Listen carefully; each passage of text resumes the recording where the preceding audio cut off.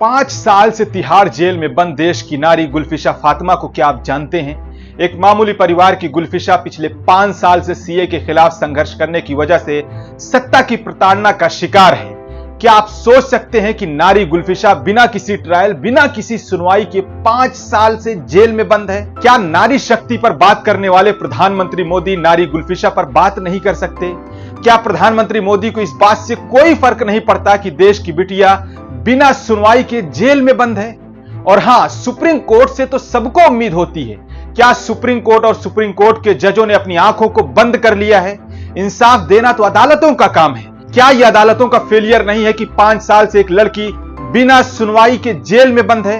इन जजों को नींद कैसे आती है? क्या यह जज इन बूढ़े मां बाप का दर्द महसूस नहीं कर सकते? बड़ी बेटी 5 साल से जेल में बंद है। आप अपने पास बैठी अपनी बेटी के बारे में महसूस करिए। अगर आपकी बेटी होती तो आप पर इस वक्त क्या गुजर रही होती?